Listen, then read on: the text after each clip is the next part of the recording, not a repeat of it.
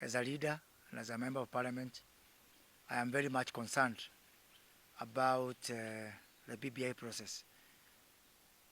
As someone who was there in the heat of things in 2007, 2008, I can see, depending on how the country manages this process, I can see us going back to 2007, 2008. All the telltale signs are there. There are pressures, and that's from all over, from all sides, to have a contested process. So whether it is from the Raila Odinga side, President Kenyatta side, and maybe even to a lesser extent the side where I belong, William Ruto side, that there are some people across all those three divides who are hell-bent to have a contested process. And my position, my very humble and from the deepest of my heart, is that this country cannot afford a contested BBI process. It is a fact that prior to the BBI launch on Monday, a lot of people from President Kenyatta's side, from Raila Odinga's side, were expecting that Deputy President William Ruto will come there and say, yes, I'm leading the no campaign. And I'm sure they were disappointed and they have gone back to the drawing boards. So mine is to call upon, especially President Kenyatta, to refuse an invitation to have a contested process. I know that he's had a lot of pressure from some people, from some quarters, that, wacha katambe, that let us have a yes and a no, a green and a red, orange and banana. This country cannot afford. One, because of where we are coming. Kenyans are battered by the COVID pandemic. The economy is in tatters. People don't have money. Businesses are just trying now to come back. The Kenyan economy cannot afford, and Kenyan businesses cannot afford a contested process. And I've been talking to a lot of business people, and they are very much afraid, and they are very much concerned. They are just saying, just now we are just trying to see, to salvage our businesses.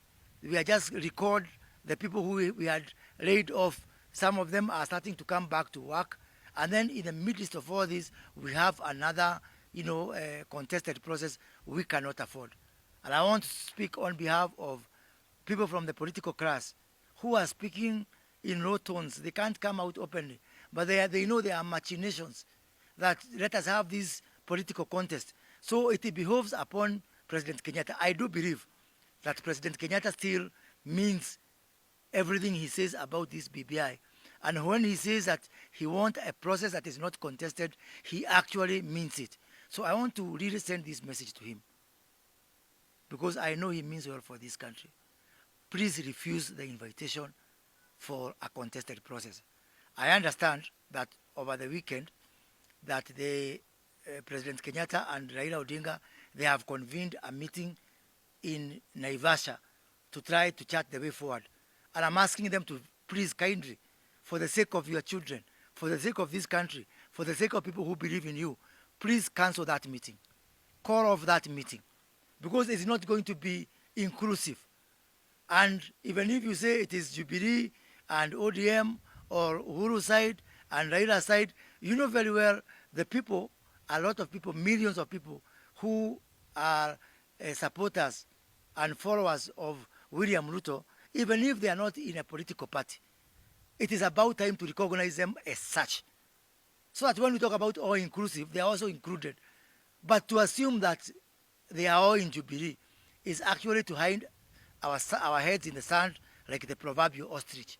So when we talk about all inclusive, if you do not include the millions of people who follow William Ruto, you are lying to yourself. It is a self-deception. It is an exercise in self-deception. So recognize those people and bring them on board. And I think that William Ruto was very magnanimous on Monday, because he did not say, despite a lot of pressure from his base, from his ground, he refused the invitation to say no. He refused the invitation to lead a no campaign. He just said, just like Musalia Mudavadi said, just like Kalonzo Musyoka said, that there are some areas, just like the LSK has said, just like the Kenya Medical Practitioners and Dentists Union have said, that there are some areas that need to be worked on. So, because he refused that invitation to say no and divide this country, and I can tell you, I can sense some smell of what is coming from the ground. And I want to tell Kenyans, it's not a very good smell. The embers of 207 and 208, I can sense the smell of those embers. And and I think what happened in Kenya the other day should be really something that is frightening as we toy around with how to move ahead with this process. So please, for the sake of Kenyans, we are just trying to take our children back to school right now. We're just trying to reopen our businesses. Let us avoid a contested process of BBI at all costs. And further, how do we move forward from here? I think we have been through this path before, through the 1997 process, the inter-party parliamentary group, which negotiated a way forward. In 2016, again, I was a member of the committee, bipartisan committee between NASA and Jubilee that was led by James Olengo and Kiraito Murungi, that again facilitated the reforms within IBC and enabled us to move into 2017. We need to do it again. And I'm a member of parliament, and you'll wonder why we can't take our legislative proposals through our committees in parliament. It's because you know what has happened in those committees recently when they were reconstituted. Yeah, those committees are not inclusive again. They are just tools of Uhuru Kenyatta and William Ruto. So again, you can't depend on JRAC and COIC, the Constitution Implementation Oversight Committee of Jeremiah Kioni, the other one of JRAC of Muturi Kikano. No, nothing. Those are just partisan tools. So what we need is to have a process of parliamentary parties that also recognizes that William Ruto has a constituency, and let him also have some representatives in that process. We come together, create first of all a roadmap to look at how do we introduce changes to the legislative processes, how do we negotiate the referendum bill that is before parliament, and how do we negotiate the referendum, the bill itself, I mean the constitutional amendment bill itself. So we can do it, but time is ticking. And I can see, and that's why I've called you today, that if we do not seize this movement and remove the partisanship that is creeping in, this country will regret. And the president talked about this country being in tatters because of the youth. Those youth are listening, they are watching, they are observing. One wrong move, and we are going to regret why we didn't move in time and why we didn't let sobriety and reasonableness lead us. So the one person who saw to protect Kenyans, to protect the Constitution, to protect our property and our lives is President Kenyatta. At the end of the day, the buck will not stop with William Ruto. The buck will not stop with Raila Odinga. The buck will stop with you, Mr. President.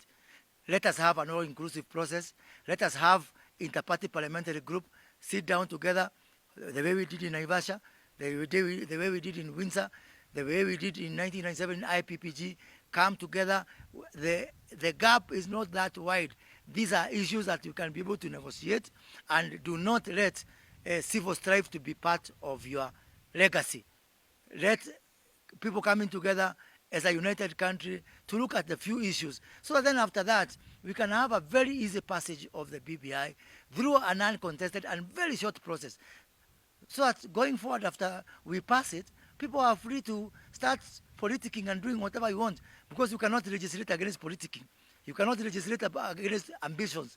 You cannot legislate against 2022. It will come as sure as day for us.